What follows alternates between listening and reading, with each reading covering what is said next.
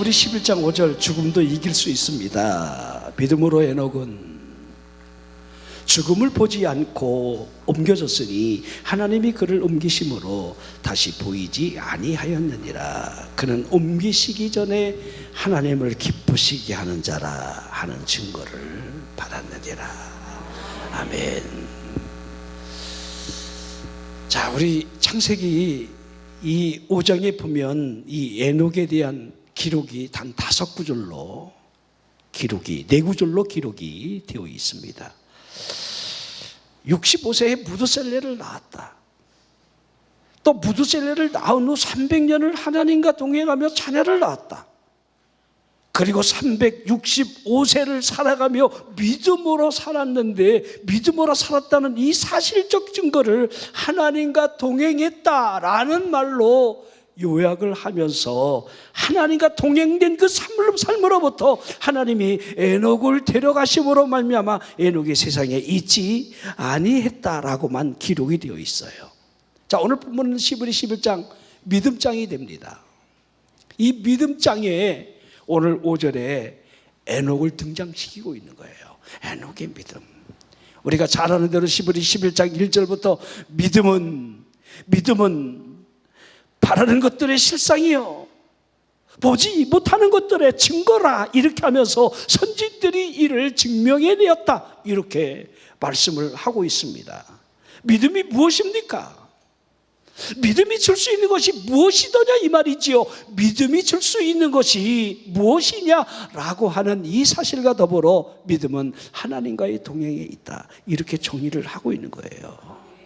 자, 여러분, 믿음이 있는 사람에게서 무엇을 볼 수 있겠습니까? 아, 저 사람이 믿음이 있다, 내게 믿음이 있는 것 같아? 그 믿음이 무엇을 여러분 보여주고 있느냐 이 말이에요.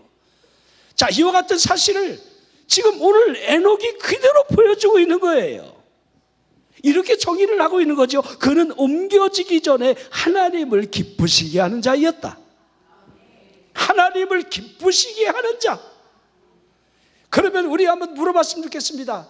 우리가 하나님을 기쁘시게 할 수 있는 삶을 살아가고 있는가? 내 믿음이 과연 하나님을 기쁘시게 할 수 있는가라는 물음을 반드시 우리에게 던져줘야 돼요. 자, 그러면 시브리 11장에 하나님을 기쁘시게 하는 그 믿음에 대해서 정의를 내려놨어요. 시브리 11장 6절입니다. 믿음이 없이는 하나님을 기쁘시게 하지 못하나니. 할렐루야. 믿음이 없다면 하나님을 기쁘시게 하지 못한다, 믿음을 전제해 놓고 있지요. 자, 그러면 그 믿음의 내용이 2가지로 여러분들 요약을 하고 있는 거죠. 하나님이 살아계신다 라는 것을 믿으라는 거예요. 우리가 하나님을 믿습니다 하면서 마치 하나님이 계시지 않는 것이냐, 우리가 여러분 살아간다면 그 믿음은 가짜라는 거예요. 2번째가 뭡니까? 자기를 찾는 자들에게 상 주신다, 이 이심을 믿으라는 거예요. 하나님이 상 주신다. 그러면 상 주신다라는 사실을 우리가 어떻게 이해를 해야 합니까? 저나 여러분이 간구하는 이 기도에 하나님이 응답을 주신다는 거예요. 이 응답이 우리에게 상이라, 이렇게 여러분 해야 하는 게 맞겠지요. 자, 그러면 우리가 하나님이 살아계신 것으로 믿고 있느냐, 이건 우리 스스로가 대답을 해야 돼요. 내가 믿는 믿음이 과연 하나님이 살아계시다라고 하는 믿음을 갖고 있는가, 아니면 내가 기도를 하면서 하나님이 반드시 내게 상을 주신다, 응답을 주신다라고 하는 이 사실적 믿음을 갖고 있느냐, 이건 내가 물어야 되는 거예요. 자, 믿음이 있다는 사실과 믿음이 없다는 사실의 차이가 무엇이겠습니까? 그런 의미에서 에녹을 쳐다보십시오. 에녹은 하나님을 믿는 사람이었습니다. 그 믿음이 어떻게 드러났냐고요? 오늘 본문이 말씀하고 있습니다. 하나님과 동행했다는 겁니다. 동행이 무엇입니까? 여러분, 동행은 함께 발을 맞춰 간다, 함께 발을 맞춰 걷는다, 그런 의미가 있는 거겠죠. 우리가 아는 대로 2사람이 함께 길을 걸어가며 마음이 맞지 않는다라고 한다면 어찌 한 방향을 향해서 갈 수가 있겠습니까? 이런 의미에서 다윗은 하나님과 동행한 사람이 맞아요. 왜냐하면 하나님이 다윗을 향해서 내 마음에 맞는 자라, 이렇게 시브리 사도행전 13장 22절에 기록을 해놓고 있습니다. 사도행전 13장 22절,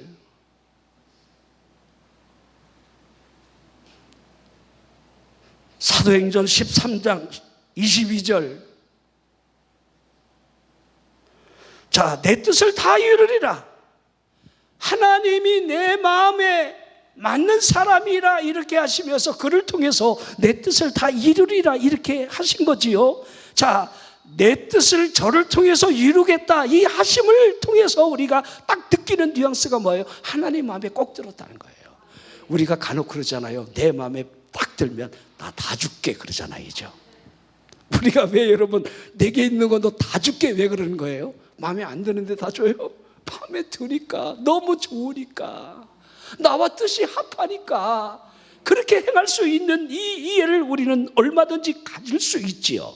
자, 그러면 우리가 요나를 보면 요나가 하나님과 동행을 했느냐, 하나님의 마음에 드는 행위가 있었느냐? 전혀 아니라는 것을 우리는 알게 됩니다. 왜냐하면 그는 자신의 뜻과 자신의 생각이 맞지 아니할 때에 하나님과 정반대의 길을 걸어갔던 사람이 요나예요.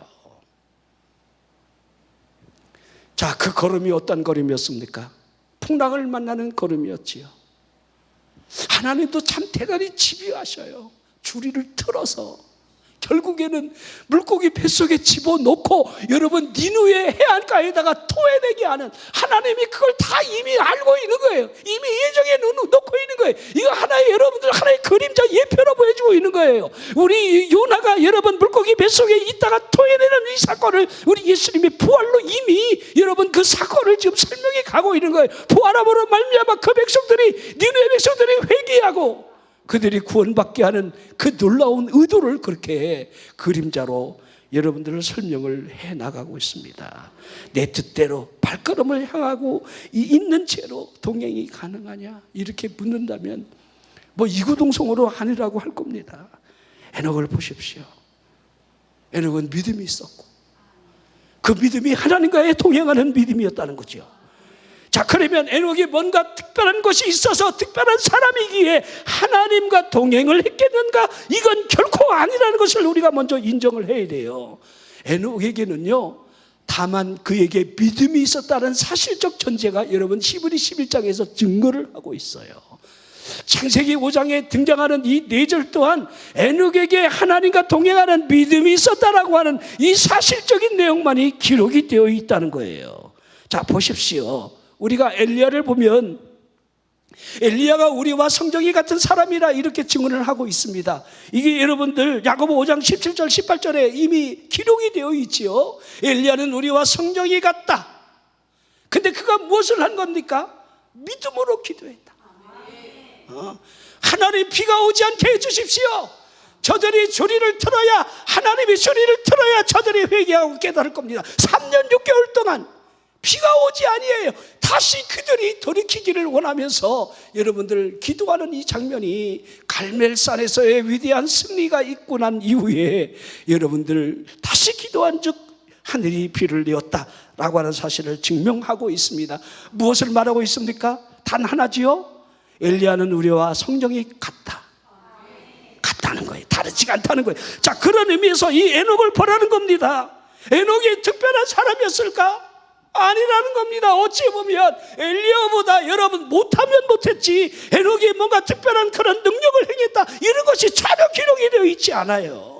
에녹은 다만 믿음이 있었다는 거예요. 어떤 믿음이냐? 하나님과 동행하는 믿음이 있었다는 거예요. 자, 그러면 에녹에게서 무엇이 지금 보여지고 있습니까? 에녹은 하나님의 임재하심을 의식하며 살아갔다라고 하는 것을 우리가 그대로 느낄 수 있다는 거예요. 쉽게 말하면 매사에 하나님이 있었다는 거예요. 하나님이 곁에 있었다는 거예요. 이게 동행이라는 거예요. 늘 하나님이요 하나님께 묻고 하나님을 의식하면서 그렇게 살아갔다는 거예요. 자, 의식했다는 말이 뭐죠? 그냥 생각만으로의 믿음이 아니었다는 거예요. 우리가 욥을 보면요, 욥이 1장부터 정말 난해한 구절들이 등장하죠. 천상에서의 일이, 여러분 사탄이 하나님의 피조물로서 여러분들 이 땅을 돌아다니면서 시험할 자를 다 시험하고 하는데 욥을 취하여 보았느냐? 욥과 같은 사람을 네가 과연 보았느냐? 아이고 하나님이 진을 두르고 있으니 그가 그렇게 믿음을 지키고 믿음으로 산다 하지. 한번 쳐보세요. 그도 인간입니다. 자, 이게 욥의 시험의 이제 시작이 되는 거죠. 그의 목숨만은 건드리지 말고 제한적인 시험을 하게 되는데, 사탄이 시험을 얼마나 세게 합니까? 오늘 조는 사람들 특별히 이런 시험이 없기를 주의 이름으로 축원합니다. 욕과 같은 시험은 상상하기도 싫어요. 우리가 사업이 무너지는 건 아무 상관없어요. 다시 또 재기할 수 있어요. 10자식이 죽는 거, 내 자식이 하나라도 죽는다면 그 아픔은 여러분 헤아릴 수가 없어요. 내 부모가 죽어도 내 가슴에다 묻고 여러분들 그렇게 그리워하고 그 아픔이 너무 큰데 내 자식이라고요? 이건 상상할 수가 없는 거예요. 더군다나 10자식이 여러분들 맏아들 집에 잔치자리에서 그렇게 기쁨으로 여러분들 그렇게 흥겨워하는 순간에 동풍이 불어 여러분들 한 자리에서 압살을 당해 죽었다는 것은 얼마나 큰 비극이 있습니까? 다 설명 못해요. 10가지의 재앙이 그에게 다가옵니다. 하나하나가 굉장히 큰 고통이죠. 자, 그의 세 친구가 욥이 고난 중에 있다 하면서 위로 차 달려오며 여러분들 욥을 바라보자마자 내 친구 욥이 맞는가 하면서 7일 동안을 땅바닥에 죄를 뒤집어쓴 채로 금식하며 통곡했다고 그랬어요. 얼마나 그 상황이 비참했으면. 자, 그러면서 여러분들이 아시는 대로 계속해서 친구들과 여러분 주고받는 이야기들을 하지요. 욥아, 생각해봐라. 너가 하나님 앞에 죄진 게 있지 않느냐? 그러니까 욥이 그러는 거예요. 보선목이라도 일어나면 뒤집어라도 보이는데 내가 어떻게 보여주랴?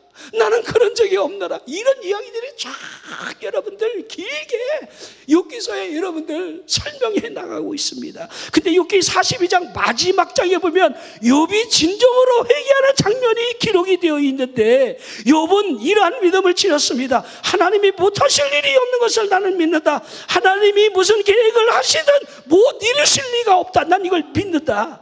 하지만 이 욥이 그렇게 여러분 자신의 신앙 고백을 하며 하나님이 전능하다 어쩌다 저쩌다 다 그렇게 여러분 입으로 고백하지만은 욥은 귀로만 듣던 하나님이었어요. 근데 그가 이제는 눈으로 하나님을 직접 뵙게 되는 거예요. 그러므로 말미암아 자신이 그동안 무지한 이치를 가졌다는 사실을 깨닫게 된 거예요. 자신이 알고 있는 모든 그 신앙적인 내용이 마치 하나님이 이런 분이하고 우긴 것에 그쳤다는 거예요. 우겼다는 거예요. 우겨. 사람이 우기기를 시작하면요, 그 사람 못 이겨요. 근데 서로 우겨. 그건 감당을 못하는 거예요. 그게 욥기서의 전체 내용이에요. 우기는 내용이에요. 자, 우리 욥기 42장 6절. 그러므로 내가 스스로 거두어 드리고, 지금까지 자신이 한 말을 스스로 거두어 드렸다는 거예요. 내가 지금 하나님을 알고 있는 내용들을 내가 이러하다 하나님이 이러하다 그렇게 자신의 생각을 막 토론하면서 막 우기기를 했던 모든 내용들을 스스로 거두어 드린다. 그리고 이제는 어떻게 한다고요? 진정한 회개를 했다고 하는 사실을 보여주고 있는 거예요. 자, 스스로 거두어 드려야만 했습니다. 욥이 하나님에 대한 인식을 제대로 이제 하게 된 것이라 이 말이지요. 자, 그러면 여기서 에녹을 우리가 생각하며 하나님을 인식하며 살아갔던 이 욥의 모습은 여러분 그냥 생각에 그치는 그러한 믿음이 아니었음을 그대로 우리가 알 수가 있어요. 하나님이 나와 함께하는 것을 늘 곁에서 동행하며 그 믿는 믿음. 그러면 오늘 여러분들이 이 철야까지 올라와서 하나님과 동행하며 올라오신 거 맞지요? 하나님이 여기 살아계신다는 사실을 믿고 오는 게 맞지요? 오늘 밤에 여러분들이 기도하며 아멘하며 하나님의 말씀을 가슴에 새기면서 하나님의 말씀대로 응답해 주신다라고 하는 사실을 믿기 때문에 여기 올라오신 거 맞지요? 아멘 안 하는 사람 때문에 충청도 버전으로 다시 한번 하겠습니다. 맞지요?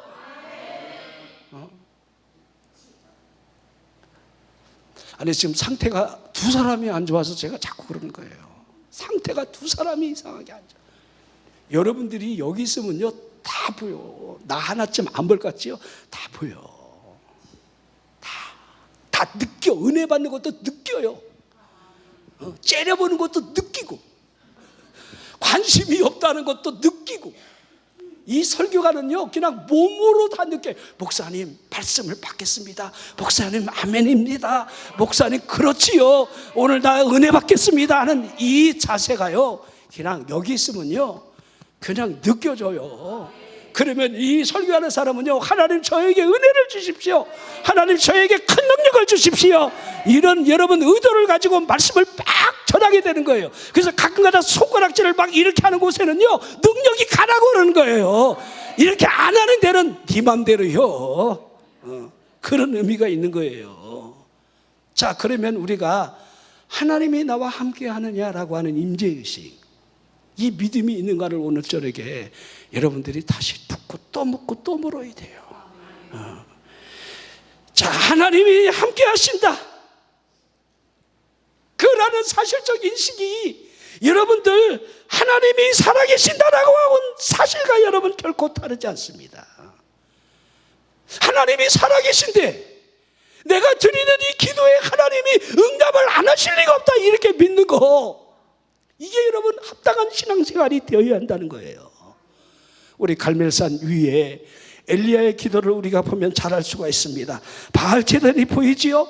아살의 선지자들이 같이 합세해서 850대 1로 갈멜산에서 어느 의 신이 참신인지를 지금 대결하고 있는 장이 펼쳐지고 있습니다. 여러분, 엘리야와 그들이 무엇이 다른지를 여러분들에게도 보일 겁니다. 살아계신 하나님, 살아계신 하나님을 섬기는 제사장과 여러분 선지자와 죽은 우상을 향해서 850명이 몸을 자해하며 바리요 바리요 바리요 하지만은 밤새 춤을 추며 몸을 자해하고 피를 흘린들 그 죽은 신이 대답할 리가 없다는 것을 그대로 여실하게 보여주고 있습니다. 자, 그러면 여러분들은 바알신을 믿고 있습니까? 아니면 살아계신 하나님을 믿고 있는 게 맞습니까?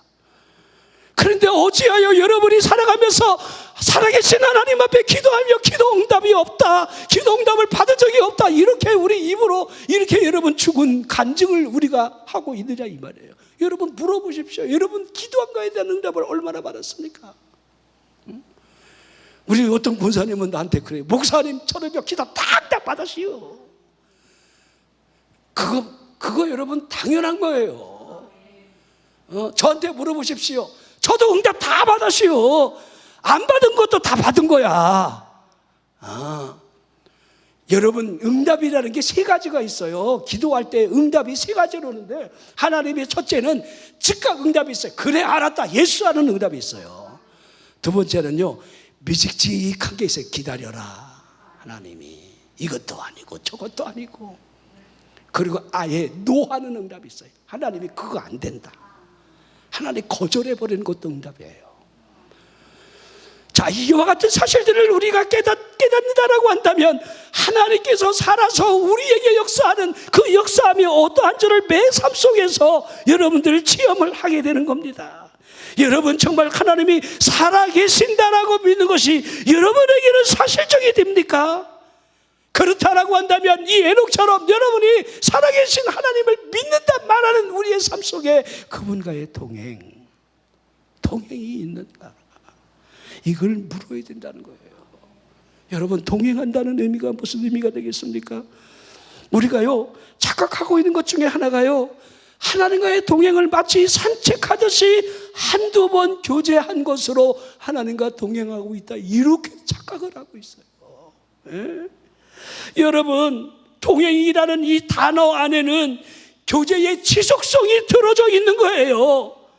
간헐적으로 만나는 것이 하나님과의 동행이다, 이렇게 말하면 안 된다는 거예요. 에녹은 항상 하나님과 동행함에 있어서 65세에 무두셀라를 낳고 300년 동안을 동행했다. 어떤 사람은요, 기도를 쬐끔 해놓고 하나님이 기도 응답이 있느니 없느니, 그런 사람이 있어요. 이건 여러분 기도가 아니에요. 이건 하나님의 여러분들 응답이 여러분 전제되어 있지 않는 여러분들 잘못된 믿음의 구함이에요. 이 에녹을 보십시오. 300년 동안. 그러니까 여러분들도 300년 동안 기도하면 돼. 그냥 계속 기도하면서 하나님과 동행하는 것이 지속적으로 나타나야 한다는 거예요. 자, 그러기에 에녹의 삶을 보면 에녹의 삶은 이미 이 땅에서 천국을 이루어가고 있다는 사실을 그대로 보여주고 있어요. 이 땅에서 천국을 이루며 살아가는 그의 삶으로부터 그의 여러분들 마지막이 자연스럽게 미끄러지듯 하나님 앞에 옮겨져 갔다는 사실이 이걸 증명해 주고 있는 거예요. 여러분, 이게 무슨 놀랄 일이겠습니까? 믿음으로 살다가 하나님과 동행하다가 하나님이 하나님 너무너무 기뻐하시니까 에녹아 올라와라, 너 나랑 같이 있자. 하나님이 얼마나 기뻐하셨으면 하나님이 올라와라. 우리가 지금 아무도 못 올라가는 이유는 하나님이 우리를 그냥 그렇게 보고 싶지가 않은 거예요. 에녹과 같이 간다는 것을 우리에게 그대로 보여주고 있는 장면이죠. 실은 우리가 깜짝 놀라야 될 이 깜놀은 단 하나예요. 자, 지옥 문턱에 소송이던 사람이 천국에 가 있다는 거, 그 사실을 우리가 생각하면요, 우리가 진짜 놀라야 돼요. 자, 우리 예수님 곁에 매달린 흉악한 사람이 여러분 우리 편의상 오른편의 강도라 이렇게 말을 합니다. 자, 죽음 앞에서 그가 외마디에 여러분 외침소리를 우리 주님이 거절하지 않지요. 자, 누가복음 23장 42절 이르되 예수여 당신의 나라에 이르실 때 나를 기억해달라. 여러분들은 아멘 할런지 모르지만 저는요, 이 기억해달라는 말이요, 참 이게 아련하게 들려지더라고요. 이게요, 이 강도가 그래도 양심은 있었던 것 같아요. 나를 구원해달라 이렇게 못하는 거예요. 자기가 자기를 아니까. 그냥 기억만 해달라 이렇게 하는 그 의미를 우리 예수님이 모르실 리가 없지요. 그러기에 43절에 보면 예수께서 이르시되 내가 진실로 내게 이르노니 오늘 내가 나와 함께 낙원에 있으리라, 이렇게 선언하시는 이 음성을 듣게 되는 것을 보게 됩니다. 우리 창세기 18장에 보면 우리 세 천사가 소돔을 심판하러 가는 도중에 아브라함이 기거하는 그 옆을 지나가게 되는데, 아브라함은요, 나그네를 대접하기로 유명한 사람이에요. 지나가는 나그네를 막 강권해서 자기 집에서 음식을 다 대접을 합니다. 히브리 13장 1절 2절에 이 장면이 기록이 되어 있습니다. 형제 사랑을 계속하고 손님 대접하기를 잊지 말라. 이로써 부지 중에 천사들을 대접한 이들이 있었느니라. 이게 아브라함 사건을 설명하고 있는 거예요. 자, 이제 천사들을 아주 거나하게 대접을 하고 천사들이 고맙습니다 하고 우리 갈 길을 가겠소이다 하니까 아브라함이 배웅하러 여기서 배웅터까지 나갔을 때에 이제 천사가 하는 말이 이렇게 여러분 하고 있습니다. 자, 창세기 18장 17절 여호와께서 이르시되 내가 하려는 것을 아브라함에게 숨기겠느냐. 이제 숨기지 못한다는 거예요. 진짜 사실을 지금 왜 가는지, 지금 가는 곳이 어디인지, 고백함으로 말미암아 어떤 일을 지금 하려는지를 이제 숨기지 않겠다는 거예요. 자, 아모스 3장 7절을 보십시오.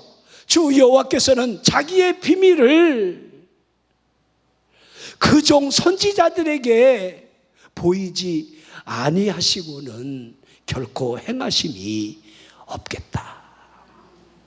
하나님이 결코 선지자나 당신의 종들에게 설명을 하겠다는 것을, 자, 오늘 이 말씀하고 다르지 않겠지요? 아브라함에게 소돔 고모라를 심판하러 가는 길임을 알리면서 그때에 아브라함이 조카 롯이 그곳에 있다는 사실을 알기에 그가 하나님과 이제 딜을 하는 장면이 의인 50부터 시작해서 의인 10명까지 여러분 이렇게 내려가는 것을 우리는 잘 압니다. 하나님이 모르실 리가 없어요. 우리 예수님이 나를 기억해달라는 것을 모를 리가 없는 것처럼 아브라함이 의인 50이 있으면 어떡할래요? 저기 거기에 내 조카가 있는데요. 지금 그 얘기하고 있는 거예요. 자, 창세기 19장 29절 하나님이 그 지역의 성을 멸하실 때에 롯이 거주하는 성을 엎으실 때에 하나님이 누구를 생각했다고요? 하나님이 누구를 생각하사? 아브라함을 생각하자. 자세히 보십시오. 하나님이 아브라함 때문에 지금 롯도 한꺼번에 다 멸망을 당해야 되는데, 여러분 베드로후서에 보면 물론 의로운 롯이라 여러분 하고 있지만은 그 의가 있어야 얼마나 있겠습니까? 거기 완전히 죄악에 동화되어 있는, 이건 아닌데 이것마저도 의로 보셨다라고 한다면 하나님의 큰 긍휼과 은혜지요. 그런데 정확한 사실은 하나님이 아브라함을 생각했다는 거예요. 그러면 물어보겠습니다. 여러분을 생각하고 하나님이 누군가를 구원해 줄 수 있다면, 여러분을 생각해 줄 만한 여러분 그런 여러분들 믿음이 우리에게 있는가를 좀 물어야 되지 않겠습니까? 하나님이 나를 생각해 줄 만한가? 하나님이 나를 바라보면서 내가 너를 생각하사 내 부모를 구원하겠다, 내가 너를 생각하사 내 남편을 구원하겠다, 내가 너를 생각하사 이 생각하사라가 이게 여러분 있느냐 이 말이에요. 그러기에 여러분들 이런 의미에서 에녹이 하나님께서 생각해 줄 만큼 하나님과의 지속적인 교제가 있었음을 여러분 300년이나 이렇게 정의를 하고 있는 거예요. 여러분 하나님과 동행이라고 하는 동행은 지속성에 있다, 연속성에 있다. 이 사실을 믿기를 주의 이름으로 축원합니다.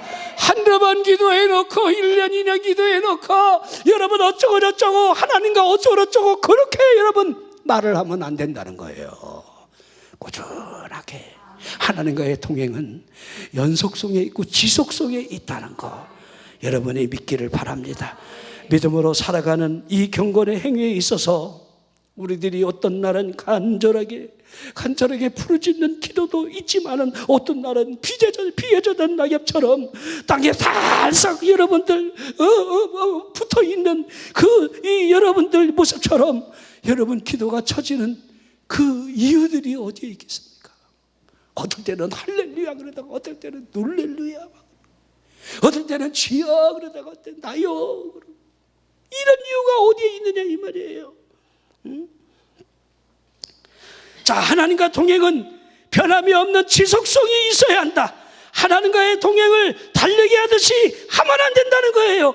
역주행도 안 되지만은 여러분들 더더욱 널뛰게 하듯이 해서도 하나님과 동행은 여러분들 이루어지지 않는다는 사실을 알아야 돼요. 에녹을 보십시오. 무두셀라를 낳은 후 300년을 하나님과 동행했다. 무두셀라 969살을 살은 인류 최장수 사람이죠. 그의 아들이. 자, 그렇게 해서 계속해서 자녀를 낳았다 하고 있습니다. 자, 그런데 여러분들 중요한 것은 하나님을 기쁘시게 하는 자라는 증거를 받았다는 사실이 너무도 중요하다는 거예요.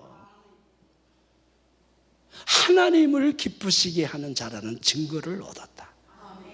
하나님을 기쁘시게 하는 자. 나는 어떤가? 나를 바라보며 하나님이 나를 통해서 기뻐하실 수 있을까? 하나님이 기뻐하는 내가 맞을까? 자, 우리 성경의 에녹에 대한 이 자세한 기록이 여러분 더 찾아볼 수가 없기 때문에 자, 이제부터는 추정을 해봐야 돼요. 오늘 제가 지금부터 하는 설교는 추리입니다.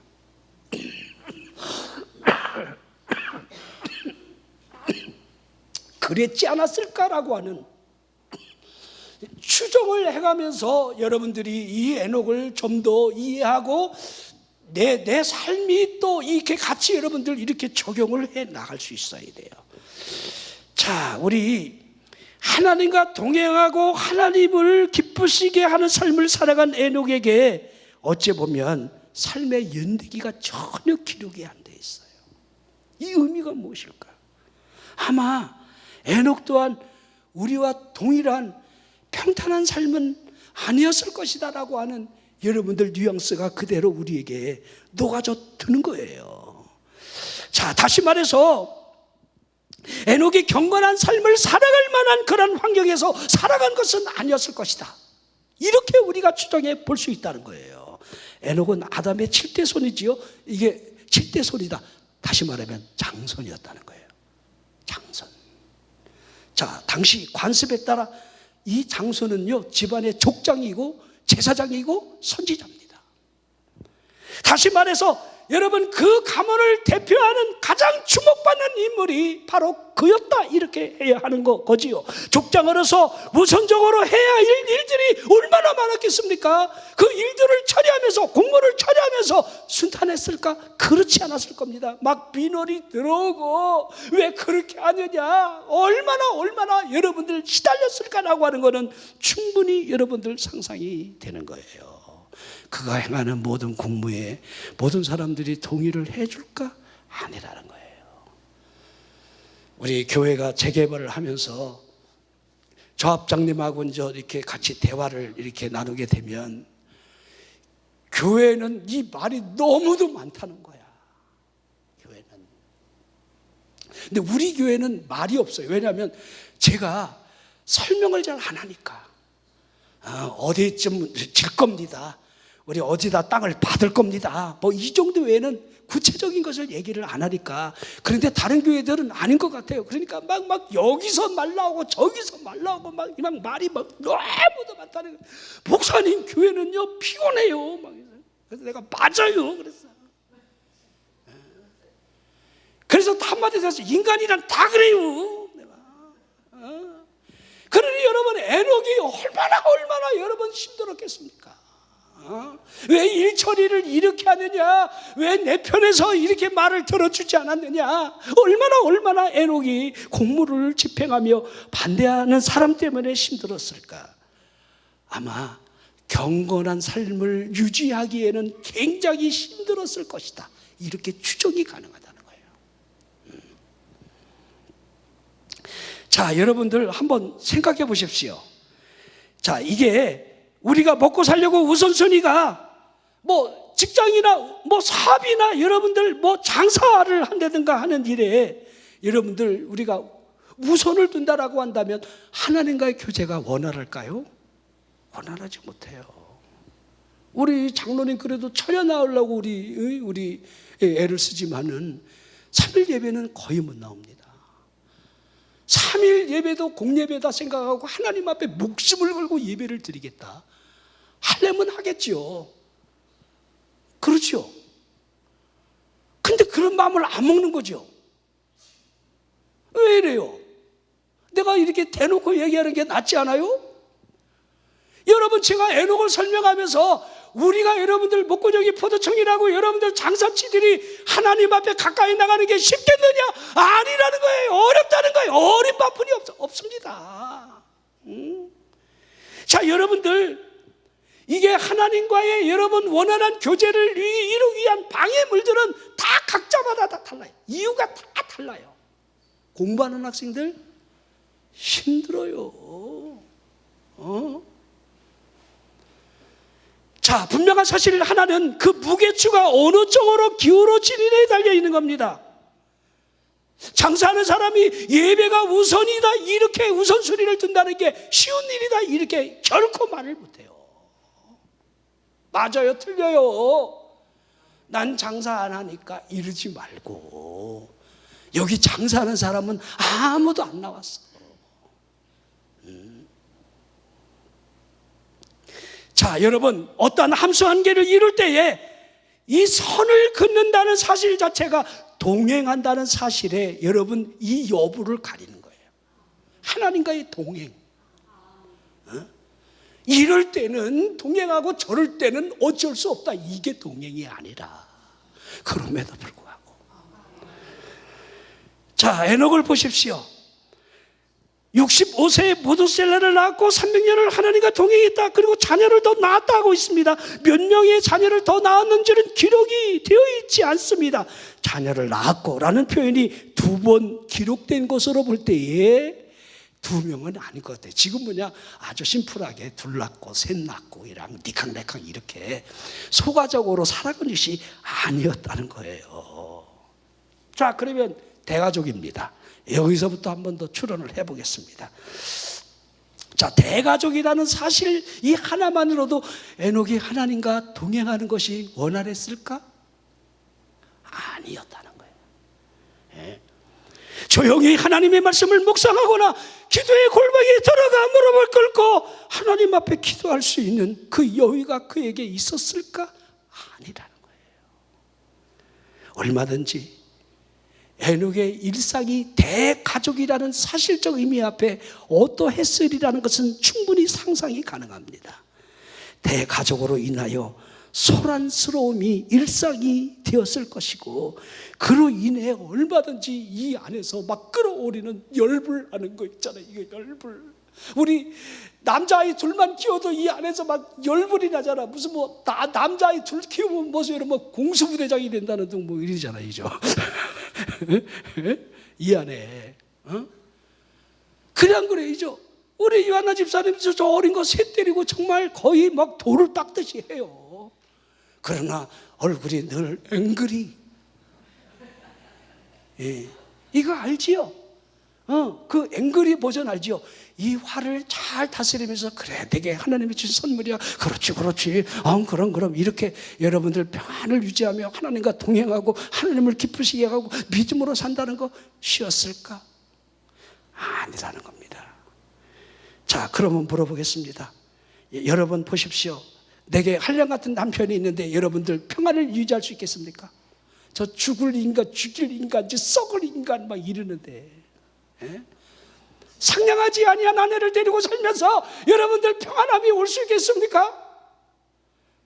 저는 아니라고 생각이 되어집니다. 동의하시는지 모르겠지만은, 여러분 자녀가 청개구리처럼 행동하는데 여러분 부모가 여러분들 하나님과 동행이 가능하고 여러분 하나님을 기쁘시게 하는 삶을 넉넉하게 살아간다, 이게 쉽겠느냐 이 말이에요.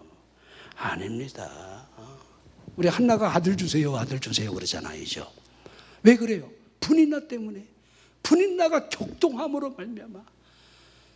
그러니까 한나가 그걸 못 이기는 거야. 그게 여러분 기도가 통곡 소리로 변한 거예요. 나도 아들 주세요. 하나님, 나도 전현처럼 아들 주세요. 전현이라는 말은 없지만 아무튼 여러분들 그렇게 기도하지 않았을까? 그 마음이 얼마나 불편했으면, 그 마음의 평정심을 얼마나 잃었으면 하나님 앞에 그 기도가 통곡이 돼서 한나의 단순한 기도, 하나님 아들 주세요, 아들 주시면 하나님께 바치겠나이다, 이런 서원 기도를 했겠느냐 이 말이에요. 자, 제가 우리 에녹이 여러분 족장으로서 또한 대가족을 이끄는 가장으로서 그럼에도 불구하고 하나님과 동행했다, 이 사실을 설명하기 위해서 여러분에게 말씀을 드리는 겁니다. 그러면 우리를 보십시오. 우리는 어떠합니까? 어떠한 상황에 우리가 처했는지 몰라요. 그런 상황이 있다 할지라도 하나님과 동행이 가능할까? 우리는 하나님과 동행이 여러분 핑계가 너무도 많아요. 그래서 못하고, 이래서 못하고, 저래서 못하고. 자, 한나 이야기를 다시 해보면요, 한나의 신앙 고백에서 우리가 알 수 있듯이 한나가 믿음의 눈을 열고 하나님을 처절하게 의지했다는 사실을 사무엘상 2장 6절부터 8절까지 쭉 기록되어 있어요. 이건 집에 가서 여러분들이 찾아보시길 바랍니다. 여호와는 살리기도 하고 죽이기도 하고 쭉 나와요. 그러면서 여러분, 여호와는 여호와의 것이라 여호와께서 이걸 4번에 걸쳐 말하고 있어요. 6절, 7절, 8절에 여호와께서는 4번이나. 자, 한나가 여러분들 이와 같은 고백의 의미가 무엇입니까? 하나님이 나의 전부라는 거예요. 하나님이 나의 모든 것이라는 거예요. 하나님이 나의 모든 것이 되었습니다. 하나님이 하신 겁니다. 하나님이 역사하신 겁니다. 하나님이. 그러면 우리는 어떠합니까? 하나님과 동행한다 하면서 하나님은 전혀 기억하지 못한 채로 정말 하나님께서 주여 주께서 하십니다. 주여 주께서 하시나이다. 주께서 하실 것을 믿나이다. 주여 이것이 우리 삶에 흐르고 있는가? 꼭 반죽기 되어 말이 주여 이러지. 동행이란 말이 여러분들 간헐적으로 하는 게 동행이 아니라고 제가 강조를 하고 있는 거예요. 자, 누가복음 12장에 보면 예수님께 어떤 사람이 나와서 내 형에게 명하여 자신과 유산을 나누도록 명해 주십시오, 이렇게 요청을 하게 되는데, 우리 예수님께서 삼가 모든 탐심을 물리치라 이렇게 하시면서 사람의 생명이 그 소유에 넉넉함에 있지 아니하다 이렇게 말씀하셨습니다. 그리고 비유로 하신 그 비유가 한 부자의 비유입니다. 자, 이 부자가 밭에 소출이 풍성해서 심중에 이렇게 생각합니다. 내가 곡식을 쌓아둘 것이 없으니 어찌할까. 너무 잘 됐다는 거예요. 올해는 여러분들 이 엄청난 이 무더위에 곡식이 여러분 자란다는 거 지금 상상 못합니다. 지금 엊그저께 제가 보니까 우리 하나 여러분들 그 야구가 이름이 뭐죠? 하나입니까? 이글스 하나, 우리 하나가 여러분들 지금 1위를 하고 있잖아요. 근데 우리 CNB라고 편파 방송을 하는데 거기는 자막이 막 떠요. 막 다 같이. 근데 어떤 사람이 저기요, 토요일 날 엄마랑 그 넓은 밭 깨를 다 심었는데 다 뒤졌어요. 그러니까 막 속상하니까 그 얘기를 하는 거야. 아니, 야구하고 깻잎이 죽은 거하고 무슨 상관이 있다고. 지금 야구 잘 나가고 있는데 자기는 죽겠다 이 말이죠. 깨가 다 죽었대. 죽지요. 여기 어떻게 삽니까? 이 온도를 어떻게 견뎌냅니까? 제가 옥수수를 심어놓고 저 옥수수가 여러분들 가물으면 밑에서부터 잎이 막 다 들어가요. 그런데 어떻게 여러분 열매를 맺겠습니까? 그래서 제가 막 기를 쓰고 이걸 여러분 열매를 맺게 하려고 막 그냥 얼굴이 새카매지도록 막 물을 뿌려가면서 물과의 전쟁을 치르고 있어요. 우리는 호수가 바로 앞에 여러분 될 수 있으니까 여러분 100m만 끌고 가면 되니까 막 그냥 호수와의 전쟁을 치르고 있어요. 농사 지금 잘 되고 있어요. 다음 주면 먹을 수도 있어. 너무 뜨거우니까 막 너무 잘 자라기나. 이거 농사 얘기하면 안 되는데 아무튼 이 사람이 그랬다는 거야. 너무 농사가 잘 돼갖고 내 곡식 쌓아둘 것이 없으니 어찌할꼬 이렇게 했다는 거예요. 그러다가 결론적으로 하는 말이 누가복음 12장 18절이에요. 내가 이렇게 하리라. 내 곡간을 헐고 더 크게 짓고 내 모든 곡식과 물건을 거기 쌓아둘 것이다. 자, 여기까지는 우리가 다 이해할 수 있어요. 누구든지 그러잖아요. 이죠? 너무 농사가 잘 돼갖고 막 풍성함을 거두는데 이거 여러분들 곡간이 부족하면 곡간을 헐고 새로 크게 더 짓고 거기다가 저장하는 거 이거 얼마나 올바른 생각입니까? 근데 그 다음 절이 문제예요. 그 다음에 영혼에 대한 말까지 그가 덧붙였다는 거예요.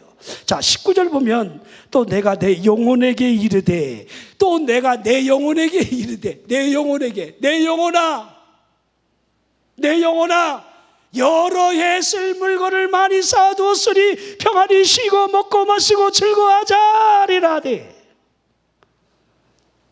자, 얼마나 기가 막힙니까? 육의 것으로 영혼까지 쉬게 할 수 있으려는 대단한 이 착각을 보십시오.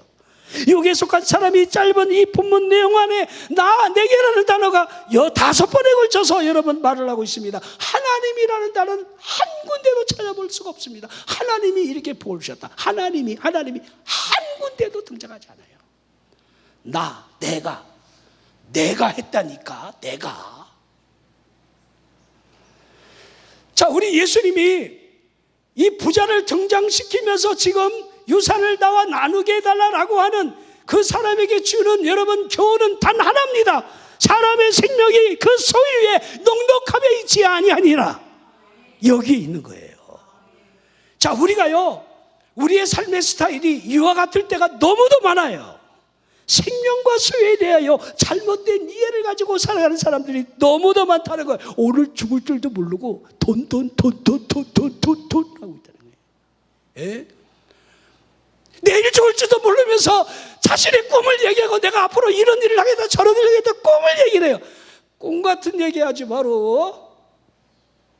돈 같은 얘기하지 마로. 아파트 입주한다는 생각도 하지 마로. 부자가 돼갖고 뭐 여러분들 어디 가겠다는 얘기도 하지 마라. 내일을 어찌 한다고 여러분들 그렇게 자만하게 여러분 착각을 할 수가 있겠습니까? 여러분, 돈이 우선이 아니에요. 하나님이 우선이 되라는 거예요. 우리의 삶에 하나님이 먼저 있으라는 거예요. 자, 그러기에 에녹의 삶을 보면 여호와가 있었다는 사실을 보여주는 거예요. 자, 그러면서 이 에녹의 살던 시대적 환경을 우리가 보아야 되는데요, 우리 에녹이 살던 시대가요 선한 시대가 아니었다는 거예요. 자, 우리 여러분들 이 에녹이 우리가 아는 대로 하나님이 여러분들 온 세상의 죄악이 관영됨을 보셨다 하면서 창조된 모든 것을 지면에서 쓸어버리겠다 하신 이 사건이 노아 홍수 사건입니다. 이 에녹이 살던 시기는요, 이 노아 홍수 사건이 있게 하는 전조의 시기예요. 이미 여러분들 죄악이 쌓여가는 이 노아의 홍수 사건까지 여러분 지금 이어져 가고 있는 이 과정 속에 있는 거예요. 그러니 그 당시에 에녹이 믿음으로 살아가면서 믿음으로 산다는 사실이, 하나님과 동행한다는 사실이 얼마나 여러분들 경건하지 않은 사람들의 조롱거리가 됐겠습니까? 멸시를 받았겠느냐 이 말이에요. 그럼에도 불구하고 그런 부류들과 섞여 살아가면서 하나님과 동행을 했다. 하나님을 기쁘시게 하는 증거를 얻었다. 이게 얼마나 놀라운 일입니까? 자, 우리가 지금 이 시대에도 믿음으로 산다고 한번 생각해 보십시오. 뭐 새벽 예배 간다 이러보십시오. 너 미쳤냐? 너 미쳤냐? 오늘 우리 이 간판 불이 하나 안 들어와서 여러분 금산에 있는 장로님이 이거 수리를 하는데 장로님 저녁에도 철야 예배에도 우리 교회는 철야 없습니다. 아니 왜 철야 안 했더니 사람들이 모이질 않습니다. 아니 왜 안 모여? 목사가 있고 장로가 있으면 둘이 하면 되지. 내가 쓸데없는 소리를 잘해요. 나 같으면 여러분 장로가 있는 교회가 적어도 세례교인이 20명 이상은 돼야 장로 하나를 세우는데, 그러면 세례교인 20명이 있어서 장로를 임직받을 때 그 인간들이 다 없어졌다고 가정해 봅시다. 그러면 장로가 있잖아. 둘이라도 하면 되잖아. 남들이 안 모이니까 안 한다는 거야. 이건 솔직한 얘기로 목사의 잘못이에요. 그래서 내가 장로님 오늘 철야 있고 철야 오늘 내가 설교하니까 올라오시오 그랬더니 아무 소리 없이 돌아갔어요. 내 있는 걸 다 팔아 가난한 자에게 나눠주고 나를 따르라 했더니 아무 소리 없이 사라진 거 하고 결코 다르지 않았지요. 길을 써야 돼요. 애를 써야 돼요. 자, 여러분들이 지금 하나님과 동행하는 일이 쉽다 이렇게 말하는 시대에 우리가 살아가고 있지는 않아요. 하나님을 더욱이 기쁘시게 하는 삶을 증거로 받을 수 있다. 더더욱 어려운 일입니다. 그러기에 에녹을 잘 보라는 거예요. 에녹은 믿음으로 살았고 하나님과 동행을 했고 하나님이 기뻐하는 자라는 증거가 그에게 있었음을 그대로 오늘 본문이 말씀하고 있는 이 사실적 의미가 유다서에서 증언을 쭉 해 나가고 있습니다. 자, 요거를 하면서 대략 여러분들 설교를 정리하고 여러분들이 하나님과 나도 동행하기를 원합니다. 에녹이 그렇게 살았군요. 나도 그렇게 살기를 원합니다. 라고 하는 이런 여러분 믿음의 기도가 올라갔으면 좋겠습니다. 유다서 1장 14절 15절 쭉 이렇게 여러분들 기록이 되어 있습니다. 자, 당시에 사람들이 주를 거스려 행한 완악한 일들을 지금 유다서에서는 증언을 하고 있습니다. 자, 경건하지 아니한 자, 이 4번이나 반복해서 나와 있어요. 자, 그들의 특정적인 이 악함이 주를 거슬렸다. 그들의 행위가 어떠했음을 그대로 단편적으로 보여주고 있어요. 여러분에게 부탁을 드립니다. 주를 거스르지 마십시오. 목사를 거스르는 건 괜찮은데 그것으로 인하여 주님을 거스리는 행위가 되지 않도록 여러분들이 주의 깊게 여러분들이 믿음 생활을 해야 돼요. 당시 하나님의 아들들이 사람의 딸들의 아름다움을 여러분들 바라보고 매료되어 아내를 취해였다 이렇게 하고 있는데, 하나님의 아들들이라 할 수 있는 지금의 교회의 모습을 보십시오. 아니, 우리의 모습이라 해도 틀린 말이 아닐 겁니다. 사람의 딸들이라 할 수 있는 세상의 모든 것과 타협하는 그 모습, 교회가 정치와 타협할 수도 있고, 이게 여러분 사람의 딸들과 여러분들 결혼하는 거하고 다르지 않아요. 여러분이 하나님의 자녀로서 여러분 사람의 딸들과 여러분들 여러분 하나가 되는 이 일들을 행하는 모습이 마치 하나님의 심판을 자초하는 모습하고 다르지 않음을 그대로 보여주고 있어요. 살아있는 믿음은 사라지고 세상 풍조에 휘말려 신앙의 껍데기만을 뒤집어 쓴 채로 이것이 믿음이냐 착각하는 세대에 우리가 살아가고 있습니다. 더욱이 쾌락이 이끄는 대로 살아가는 사람이 그 자체가 사람의 딸들과 결혼한 것이 맞다, 이렇게 여러분 결론을 내리면 틀리지 않아요. 에녹은 하나님을 거스리는 사람들 틈바구니 속에서 살아갔습니다. 그는 잠잠하지 않았습니다. 노아 또한 잠잠하지 않았을 겁니다. 그러기에 우리 예수님이 때와 시기를 말씀할 때마다 노아의 때를 봐라, 롯의 때를 봐라 이렇게 했습니다. 그러면서 롯의 철을 보라. 이게 여러분 하나의 여러분 키포인트예요. 그게 한절이에요. 우리 예수님이 롯의 철을 기억하라. 옛날 성경에는 생각하라 그랬습니다. 왜 사람 하나를 등장시키면서 왜 기억해내고 생각해야 하는지, 그가 어떤 모습으로 비극의 주인공이 되었는가를 우리에게 좀 경고하고 있는 거예요. 내가 롯의 처가 될 수 있다, 그 말이에요. 왜 뒤돌아보느냐? 왜 뒤돌아보느냐? 왜 하나님의 말씀이 우리 안에 심겨진 채로 왜 뒤를 돌아보느냐, 그 말이에요. 자, 유다서에서는 계속 그 당시 시대상을 설명하고 있는데, 유다서 1장 16절, 이 사람들은 원망하는 자며 불만을 토하는 자며 그 정욕대로 행하는 자라, 그 입으로 자랑하는 말을 하며 이익을 위하여 아첨하고 있다. 19절, 이 사람들은 분열을 일으키는 자요 육에 속한 자요 성령이 없는 자다. 이거 지금 우리 지금 현실하고 딱 맞아 떨어지는 얘기들. 그러죠? 이거 여러분 이 당시 시기나 지금 우리의 시대나 이게 여러분이 얼마나 이렇게 동일합니까?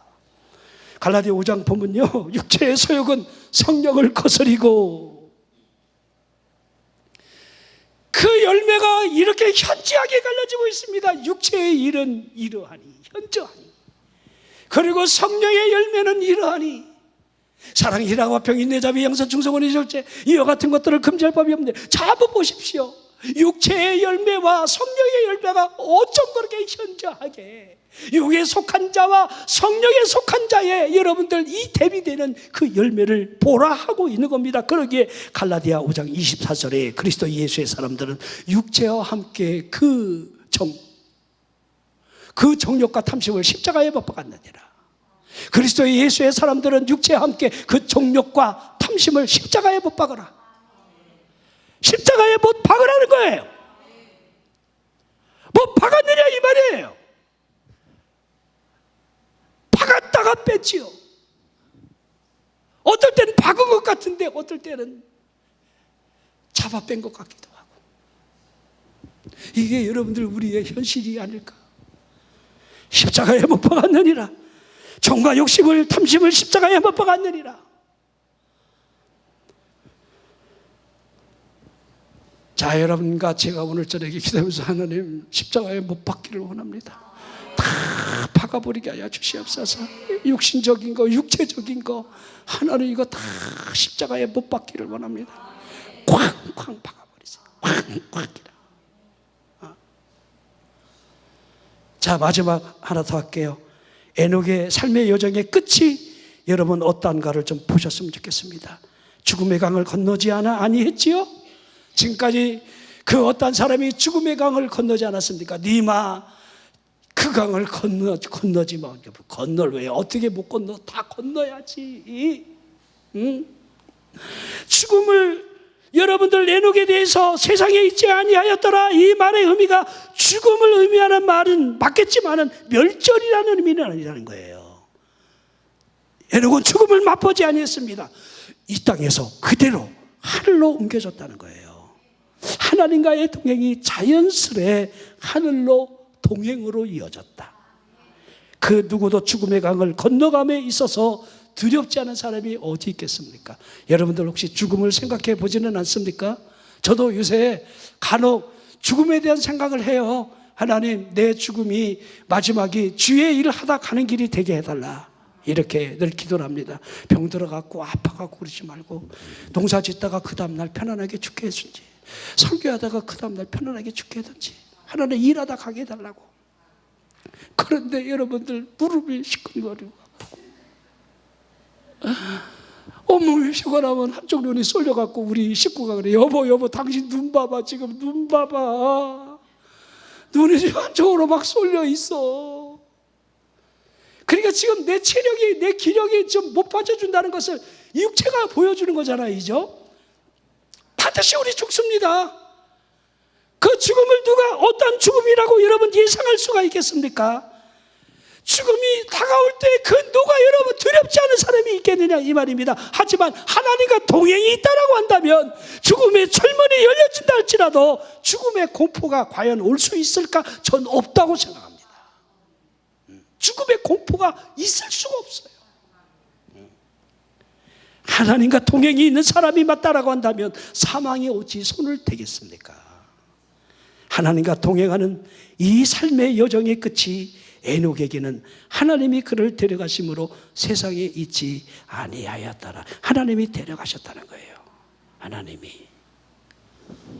사랑하는 성도 여러분, 우리 에녹 이야기를 하면서 딱 에녹 이야기를 제가 믿음의 삶, 그의 삶은 하나님과 동행이었고 또 사람들이 하나님을 기쁘시게 하는 자라는 이 증거가 있는 삶을 살았다.